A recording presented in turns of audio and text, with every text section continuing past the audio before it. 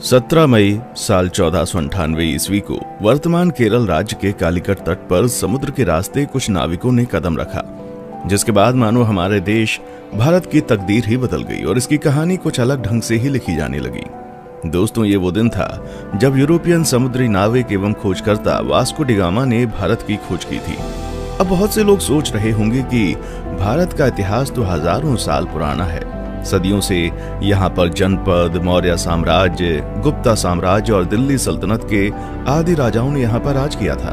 तो फिर कोई कैसे भारत की खोज 1498 ईस्वी में कर सकता है? तो दोस्तों, आपको बता दें, भारत में सदियों से जितने भी आक्रमणकारी जैसे सिकंदर, मंगोल आदि आते थे, तो वह हमेशा भारत को पश्चिमी एशिया से जोड़ने वाले मशहूर रास्ते खैबर दर्रा से होकर आते थे। लेकिन 17 मई 1498 को वास्को डी गामा ने समुद्र के रास्ते यूरोप से भारत के केरल राज्य के कालीकट तक पहुंचकर एक समुद्री रास्ता ढूंढ निकाला था, जिसे ही वास्तव में भारत की खोज माना जाता है।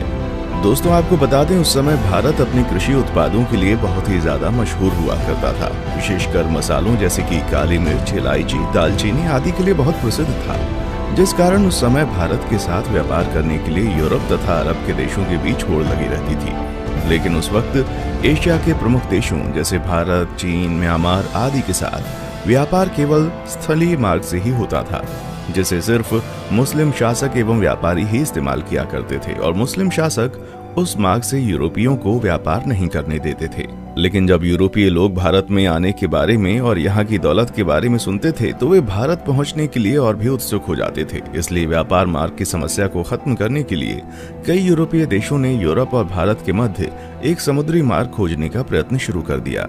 मगर कई सालों के प्रयासों के बाद भी कोई सफल नहीं हो सका, क्योंकि उस समय यूरोप में समुद्र को लेकर तरह तरह की अफवाहें उड़ती रहती थी। जैसे कि कई लोगों का मानना था, अगर समुद्र में नाव को बहुत दूर तक ले गए तो नाव समुद्र के अंतिम छोर पर जाकर गिर जाएगी। इसलिए कुछ नाविक समुद्र में बहुत लंबा सफर नहीं करते थे।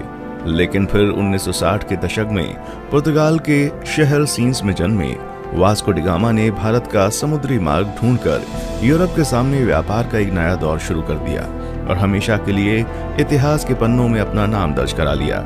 कैसे शुरू हुआ था भारत को खोजने का सफर? दोस्तों, वास्को डी गामा का जन्म 1960 के दशक के आसपास ही पुर्तगाल के सिंस में हुआ था। उनके पिता एस्टेवा भी एक अच्छे नाविक एवं समुद्री खोजकर्ता थे। वास्को डी गामा का सारा बचपन अपने पिता के साथ एक नाविक और यात्रा के माहौल में बीता था। फिर सन 1480 में वास्को डी गामा ने अपने पिता का अनुसरण करते हुए पुर्तगाली नौसेना में वो शामिल हुए।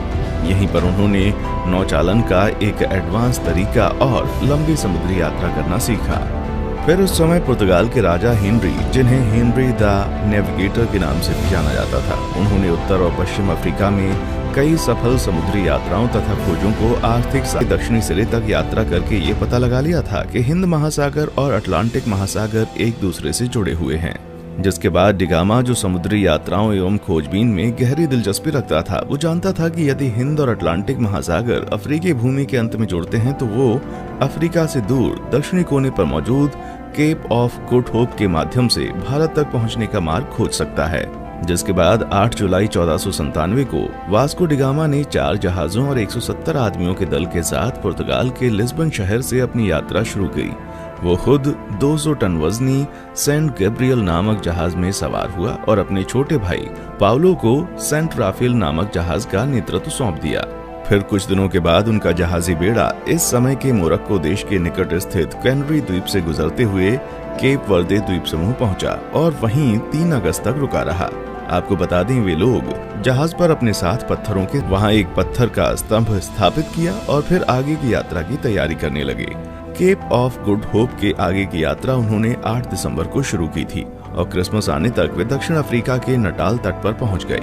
अलग अलग नदियों को भीतर और बाहर से पार करते हुए डी गामा का बेड़ा धीरे धीरे मोजाम्बिक की ओर पहुंचना शुरू हुआ। इस बीच वे लगभग 1 महीने तक कहीं पर रुके और जहाजों की मरम्मती का काम किया। फिर 2 मार्च 1498 को डी गामा का बेड़ा मोजाम्बिक द्वीप पर पहुंच गया। जब डी गामा अपने दल के साथ मोजाम्बिक की धरती पर उतरा और वहां के निवासियों से मिला, तो उन्हें लगा कि ये पुर्तगाली जहाजी भी उन्हीं की तरह मुसलमान है। इसलिए उन लोगों ने उनकी खूब मदद की। डी गामा का मोजाम्बिक में पड़ाव डालना काफी उपयोगी सिद्ध हुआ। वहां उसे समुद्र के किनारे बंदरगाह पर सोने, चांदी तथा मसालों से भरे हुए 4-5 जहाज दिखाई दिए। उसकी मुलाकात ऐसे स्थानीय लोगों से भी हुई जो कभी कभी भारतीय समुद्री तटों की यात्रा करते थे। इससे वास्को डी गामा को पूरा विश्वास हो गया कि वो उचित दिशा की ओर आगे बढ़ रहा था। उसे उस दिशा को समझने में भी मदद मिली जिधर अब उसे आगे बढ़ना था। फिर 7 अप्रैल 1498 को उनका बेड़ा मोम्बासा में प्रवेश कर गया तथा हार दिखने लगे। फिर 17 मई 1498 को वो भारत के दक्षिण पश्चिम में स्थित कालीकट के बंदरगाह पर जा पहुंचा। कालीकट में स्थानीय राजनयिकों द्वारा वास्को डी गामा का काफी अच्छी तरह से स्वागत किया गया।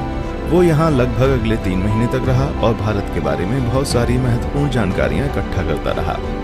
दोस्तों, वास्को डी गामा के भारत आने और उसके कालीकट में उतरने के बाद भी कई ऐसी घटनाएं हुई जिसके बारे में अभी भी लोगों में सहमति नहीं हो पाई है।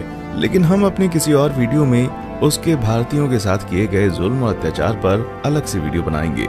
इस वीडियो में हम सिर्फ उसकी यात्रा पर वीडियो बना रहे हैं। दोस्तों, यहाँ 3 महीने रहने के बाद वास्को डी गामा 2 साल से अधिक समय की यात्रा करते हुए 18 सितंबर को पुनः लिस्बन लौट आया। इस दौरान उसने लगभग 38,600 किलोमीटर की यात्रा की थी। और दोस्तों, आपको बता दें कि इस लंबी साहसिक यात्रा में उसके कुल 170 साथी थे, जिसमें से 116 की यात्रा के दौरान मृत्यु हो गई थी। वास्को डी गामा की इस उपलब्धि से पुर्तगाल के राजा बहुत खुश हुए थे तथा उन्होंने उसे दूसरी बार फिर से 1502 में भारत की यात्रा पर भेजा था। इतिहासकारों का मानना है जब डी गामा विभिन्न प्रकार के भारतीय मसालों और रेशम के साथ अपने देश पुर्तगाल लौटा तो उसने केवल मसाला बेचकर ही यात्रा पर खर्च किए गए पैसों से 4 गुना ज्यादा पैसे कमा लिए थे। दोस्तों, फिर 1524 में वास्को डी गामा की मृत्यु कालीकट में ही तब हो गई जब वो अपनी तीसरी यात्रा पर भारत आया हुआ था और कई इतिहासकारों के मुताबिक उसकी मृत्यु का कारण मलेरिया था। दोस्तों, जब डी गामा ने यूरोप और भारत के बीच का समुद्री मार्ग खोज लिया था तब डी गामा का नाम पूरे यूरोप में बहुत मशहूर हो गया था और उसकी उस साहसिक यात्रा की चर्चा सभी यूरोपीय देशों में होने लगी थी तथा धीरे धीरे अन्य देशों ने भी उसी खोजे गए रास्ते से अपने अभियान भारत भेजने शुरू कर दिए थे, जिस वजह से पुर्तगालियों के बाद डच, डेनिश, ब्रिटिश और फ्रांसीसी भी भारत आना शुरू हो गए थे। उसके बाद आगे के दशक में भारत में जो भी हुआ वो हम अच्छे से जानते हैं कि कैसे भारत इन यूरोपीय देशों की कॉलोनी बन गया। दोस्तों, आज के लिए बस इतना ही।